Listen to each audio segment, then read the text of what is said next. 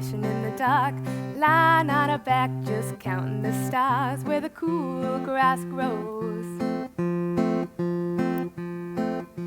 Oh, down by the river in the old moonlight, we'll be falling in love in the middle of the night, just moving slow.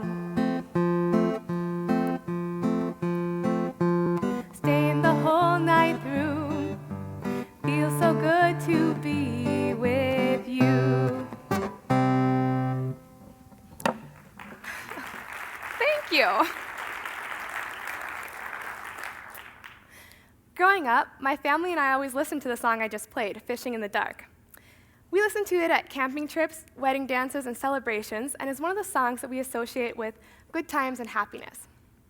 Because of this, I chose the song to play at a celebration honoring my Uncle Tim recently, in which a large portion of my family would be at. I wasn't surprised when after the first few notes, my family members started smiling. Seconds later, a clap started. My Aunt Mary started booty shaking. And soon the rest of my family was singing along. Just hearing the song brings back memories of roasting marshmallows over the campfire and laughing with my cousins. For me, the song is more than a musical selection. It's about love, family, and belonging. Look back at your life and think about how many moments music played a part in making. Whether it be graduations, celebrations, wedding dances, or sporting events, music has been with us from the lullaby to the dirge. Whether it was the first song that played at your wedding or a song that reminds you of someone you lost, music is with us from the cradle to the grave. From the first few days of life to old age, music is so pervasive that it is a part of every culture. Because music is so ubiquitous in our lives, it has power. Power that can be used for positive outcomes as a therapeutic medium. In fact, the use of music as therapy can be traced back to pre-literate civilizations and antiquity to present day. The use of music as therapy in the past years has evolved from a social science into neuroscience. The science of music, how it engages and then changes the brain, which can aid in a wide variety of goals in many realms, such as cognitive, physical, emotional, behavioral, etc., etc. Music therapy, the systematic process of intervention wherein the therapist helps the client to achieve health, using musical experiences and the relationships that develop through them as dynamic forces of change, or in other words, using music to help people with a wide variety of special needs, means that music therapy is becoming an important part of healthcare today. In our current healthcare system, we have a wide variety of medical professions. Just to name a few, we have physicians, speech-language pathologists, occupational therapists, physical therapists, social workers, dentists, and of course, music therapists. Long gone are the days of uniprofessionalism, when doctors made health calls, administered treatments, and were on their way to the next patient. Now, as there's a push towards healthcare becoming interdisciplinary, and we are starting to take a more holistic approach towards treatment, there is still room for improvement, namely the inclusion of music therapy. Because music therapy is one of the more recent healthcare professions to emerge, there are still many bridges to cross when it comes to including it in interdisciplinary healthcare. One of the longest, and for us North Dakotans, iciest, bridges of all is communication. In order to collaborate with your colleagues, you have to be able to communicate your role to them and to understand their role.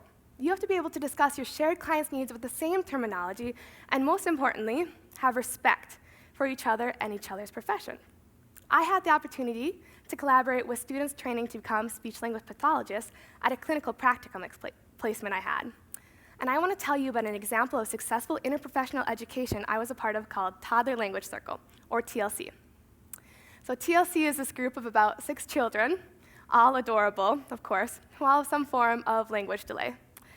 They were working with 3 speech-language pathology students and their speech-language pathology supervisor, and I would come along with my co-facilitator, Jamie, and our music therapy supervisor, Dr. Knight, once a week.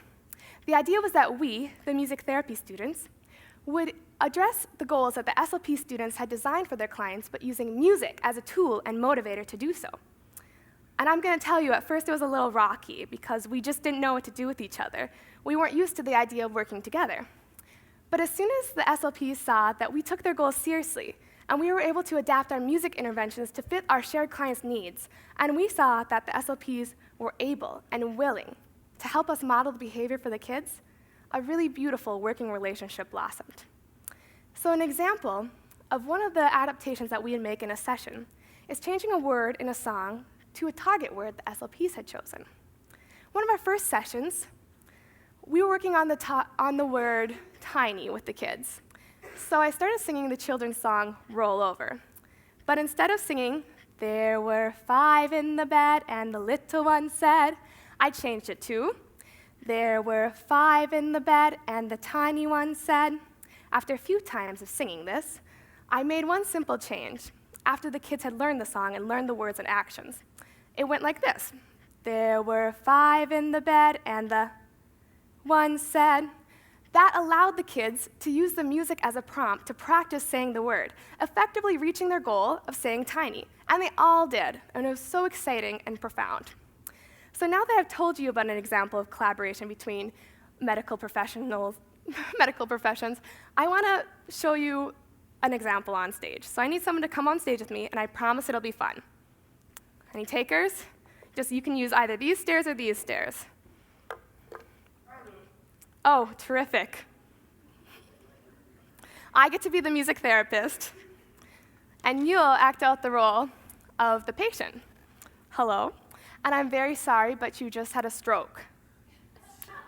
That damaged the left hemisphere of your brain. Okay. What's your name? Lon Ellingson. Lon Ellingson. And normally, I would know his name, and I'm going to act as if this is our second session together. So hello again, Lon. Hello. Today I came with your physical therapist, Ross, to work on some upper extremity movement together. He says that in your last session, you were working on crossing the midline with your hemiparetic arm, meaning the arm that was damaged in your stroke. This one, in your case, being the right. So what's your favorite song, Lon? Rhymes. Fishing in the dark. Fishing in the dark. Patient preference is very important. It's all about making the session client-centered. So your favorite song is Every Day by Buddy Holly. Right? So what I want you to do is I'm going to hold these drums up one at a time, and I want you to use the arm, you have it in the right arm, that was damaged by your stroke, and hit the paddle drums to the beat. And I'm going to give you a few measures so you can get used to the feel of the song, and then be ready for when they go up, okay? Every day, it's getting closer, moving faster than a roller coaster. Love like yours will surely come my way. Hey, hey. Yeah. That was a trick. Thank you, Lon. You've been great.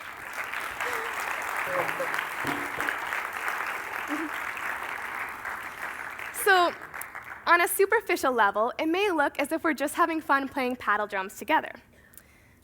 And that's true. We are having fun, but we don't need the client to be a great paddle drum player. What we are working on is the non-musical goal of crossing the midline. We're using music to rehabilitate and change the pathways in his brain so that we can rehabilitate his arm. That way, when he's doing something such as making breakfast in the morning, he'll be able to reach across his midline and grab some cereal over here, some tea over here, and have some sense of normalcy return to his life. The reason why, to work on the non-musical, the reason why this activity is so stimulating to the brain is because it's multimodal. We have the visual, the drum, the auditory, the sound of the mallet hitting the drum, and the tactile stimulation, the actual feeling of the connection between the mallet and the drum. For this intervention to work well, the therapist and the client has to pick a song with a clear beat in it. So that way it will stimulate the brain to move to the rhythm. Human beings are wired with rhythm. Think heartbeat, breath, sleep cycles. And the reason why rhythmic musical cues in songs are so powerful is because our brains are naturally trained to recognize that rhythm. Think how easily you tap your toes to a song that you love with a good beat. The space between each beat or period gives the brain a chance to anticipate and predict when the next beat will fall, allowing your muscles to get ready to move. Hans Christian Andersen once said, "Where words fail, music speaks." That is true, but why wait for the words to fail? One main call of music therapists everywhere is to say that music speaks in all kinds of situations. A holistic approach to healthcare should address and include music, since music is a part of everyone. Our physical, social, emotional, behavioral selves are all aspects of human beings that do not work alone. Rather, they are intertwined and complex. In today's healthcare, we are still working towards these goals. In tomorrow's healthcare, I want to see collaboration between medical professions increase and strengthen to promote a stronger interdisciplinary approach to healthcare. A tomorrow where we view our clients as whole people and address the musical aspects of everybody. And hopefully that can start with a song. Thank you.